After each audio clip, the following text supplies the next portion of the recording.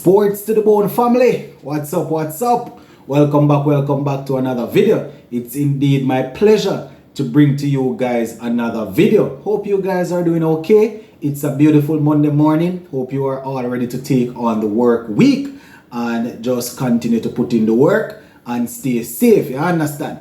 Alright, so we have a couple of stories to take a look at, my peeps. We see where the West Indies legend and the Jamaica Talawas coach Curtly Ambrose, he had a few things to say about Romari Shepherd and Odin Smith as it relates to their death bowling. So we're going to speak about that. Plus Yannic Cariah, he has actually spoken to the media after his first training session down there in Australia. Man saying he's feeling confident and he's ready to go. So we are going to take a look at that interview to dive a little deeper in a few things that he said. And we see where the West Indies women, they were beaten by the New Zealand women. I think that was the 30-20 game. So I think New Zealand, they are up 2-1. Going to give you some more information as it relates to that. Just make sure you stick with us until the end of the video. And if you have not yet subscribed to the channel, I'm just asking you to go right ahead and hit that subscribe button. Also make sure you leave a like and drop a comment on the video, my peeps. So we are going to start off with that Curtly Ambrose story. And as we know, Romari Shepherd and Odin Smith, their death bowling, it's not where we would want it to be. These are West Indian players. They represent us in ODIs and T20s. And, I mean, in the last couple of games, Odin Smith, he would have proven that, or would have shown that, he's capable of bowling a good line and length in the death over.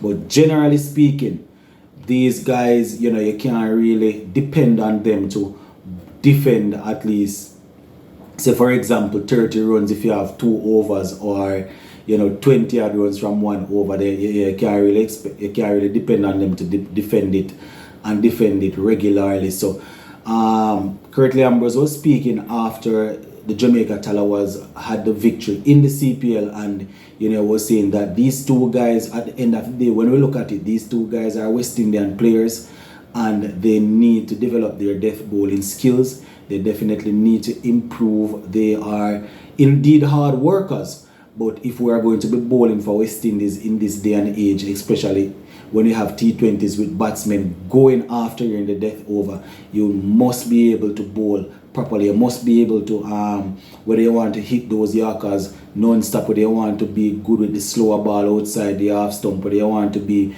good with those balls that just come in full and just drop once it reaches to you. Whatever it is, whatever the skill is, Curtly Ambrose is saying that these two guys definitely need to improve. But one would think that he's backing them to improve because, as I said, they are hard workers and they are willing to put in the work. So go and continue to keep a close eye on these guys. And with someone like Curtly Ambrose saying this, I am sure he's not only saying it out of just saying sake. He will definitely, once he's in the position or once he gets that opportunity, he will, in my opinion, look to help these guys to improve.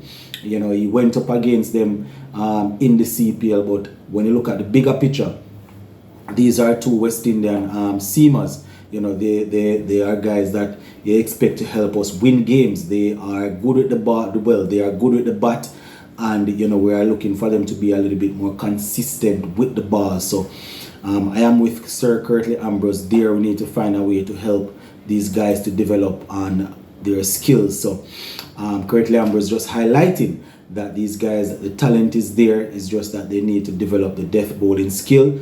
Because whether it is franchise cricket, international cricket, whatever it is, if you're a bowler, you are going to be expected to be able to bowl in the power play, in the middle over, or in the death over. So I am definitely in agreement with Sir Curtly Ambrose there.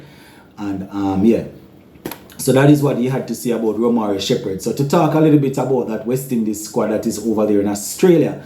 They had their first training session, and apparently Yannic Cariah spoke to the media, and he was saying that he's feeling confident, he's feeling good, he's feeling as if he's in the right place and he's ready to perform. So this is what they are saying. Yannic Cariah was all smiles as he arrived at the stadium for his first training session. Man was happy, man was glowing, and after the training session, he obviously said that he enjoyed it and is looking forward to the other training sessions coming up and looking forward to the game. So this is what he had to say in exact, and I quote, "I am feeling really great to be in the group up for the upcoming series as well as the T20 World Cup." So he's feeling great to be in this Australia series, those two T20s that we're going to be playing, and also the World Cup. He went on to say, and I quote, we touched down and the work has started. It is a great honor to represent the people of the region at any level. I'm here and I'm ready. Any challenges, I'm ready for it," he said. So the man is ready, the man is there. Whatever challenge they throw forward to him, he's ready to attack it head on, because he definitely wants to make sure that he makes use of that opportunity. You understand? He went on to say, and I quote, "The way I performed against New Zealand gave me confidence." And I would say that that gave the selectors confidence also to select him to be a part of the T20 squad, even though that was an ODI series. He played in those couple of games there. So he said that those couple of games would have given him some amount of confidence. And he went on to say, "Now we are in Australia. This is my first time playing here. First, I want to get used to the conditions, as we are a long way from home, and then maintain my process and look to perform on the big stage, which is probably the international level and a whole in the T20 games, but also the World Cup." Right? He went on to say that, "I was doing a lot of fitness work at home and sharpening up my skills. I have played a lot of cricket with many members of the team, so I've fitted in quite well." So while the others were playing CPL, while everybody were playing the actual format that they are going to be tested in, he was at home, as he said, sharpening up his skills, obviously working on his batting, working on his bowling. Hopefully he was working on some googs, hopefully he was working on some different type of deliveries, that he'll be able to call upon, or that he will be able to utilize if he gets playing time over there in the World Cup. I personally believe they are going to play him in the first T20 game. That is Wednesday against Australia. So he's definitely going to need to call upon those skills, because Australians will have some players there that they are not going to take like kindly to any new bowler coming in and trying to make a name for themselves. So definitely going to be keeping an eye on him, my peeps. And just before we go, just want to give you some quick information as it relates to how the West Indies women did in that T20 game against New Zealand yesterday. We actually lost the game, so I think New Zealand, they are leading the series 2-1. New Zealand won that game by 5 wickets and had 8 balls remaining. So it was the West Indies women that batted first. And, we were only able to muster a total of 93 for 9. Yes, you heard me right. 93 for 9 of 20 overs. And out of that 93, the captain, Hayley Matthews, she actually got 30. So you can imagine that the rest of players didn't really do much. Kaishana Knight had 18.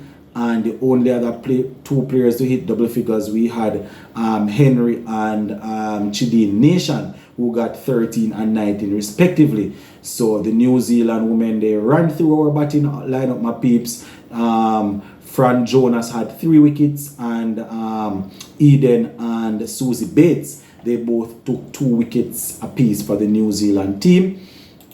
And in reply, New Zealand, as I said, they were able to rush to that total of 94. They got 94 for 5 of 18.4 overs, therefore winning the game by 5 wickets and 8 deliveries to spare.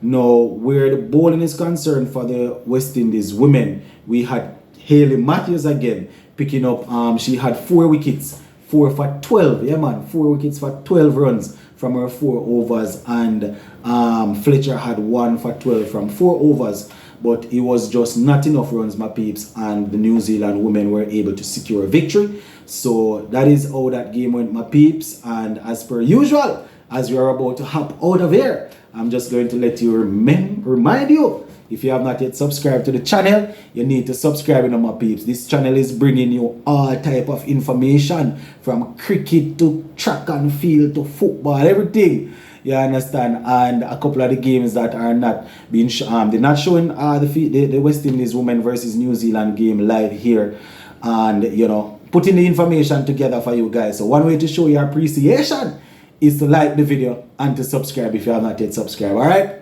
big up on yourself.